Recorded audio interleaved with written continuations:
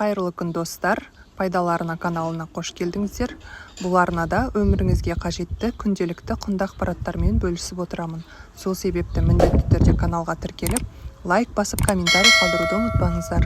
Бүгінгі видеода сіздерге біздің ИП-мызды жұмыс істемейтін болсақ, уақытша қалайша тоқтатып қоюға болады, соның жолын көрсетемін. Ең алдымен өзіміздің ECP-мызды қолданып, кабинетке кіреміз. Және осы жерден подать документ деп басамыз, және де осы жерден заявление дегенді таңдап аламыз.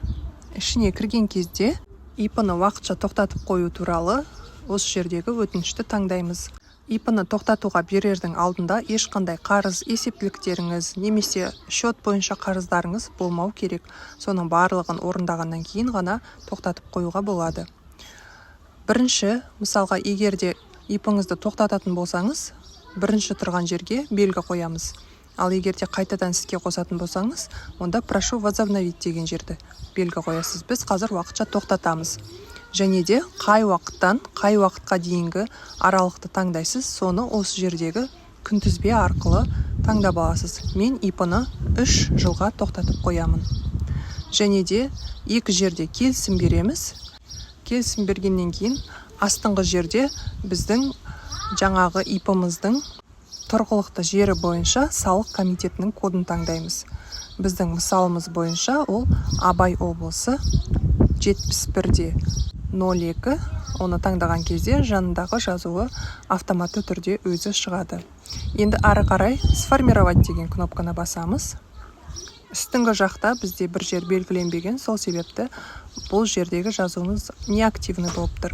Енді жаңағы кодексқа сәйкес деген жерге белгіні қойып, қайтадан астыға түсіп, сформировать деген кнопканы басамыз. Осы жерден өзіміздің ECP-мыз арқылы жаңағы өтінішімізге қол қойып жібереміз. Бұл өтініш кеткеннен кейін қай жерден біздің ИП-мыздың тоқтағандығы немесе тоқтамағандығы туралы тексеруге болады. Менің құжаттарым, яғни мои документіға кіреміз, сол жерден налоговое заявление дегенді таңдаймыз. Біздің қарасаңыз статусы в обработке болып тұр.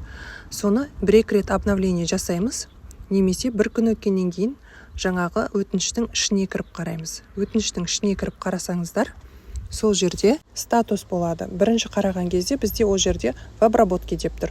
Енді екінші рет бір күн өткеннен кейін кіріп қарағанда статус документі обработана деп тұр. Яғни енді біздің ИП-мыз тоқтады деген сөз. Оны нақты түрде қай жерден көреміз? Бізде kgd.gov.kz деген, яғни кірістер комитетінің қаржы министрлігінің сайты бар. Сол жерге кіреміз. Сол жерге кірген кезде поиск налогоплательщика, яғни салық төлеушіні іздеу деген жерге кіреміз. Категориямызды таңдаймыз. Категория бізде индивидуальный предприниматель, яғни жеке кәсіпкер. Соны таңдаймыз. Және де иінімізді көшіріп алып, иінді белгілейміз. ИП-ның атын жазу міндетті түрде емес. Я не робот деген жерге галочка қоясыз да, искать дегенді басасыз. Оны басқаннан кейін астыға қарай түсу керек. Кей кезде сізге бір сұрақтар беріледі. Яғни суреттен светофорды, бағдаршамды табу керек, немесе машинаны, немесе мостты табу керек деген сияқты. Солардың барлығын орындайсыз да, одан ары қарай өтіп кетесіз. Астыға қарай түскенімізде міне бізде шығып тұр индивидуальный предприниматель.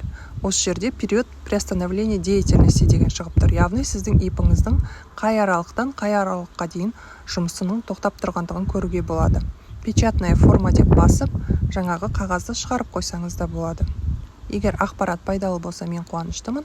Арнаға міндетті түрде тіркеліп қойыңыздар, лайк басыңыздар, комментарий қалдырыңыздар. Назарларыңызға көп рахмет достар.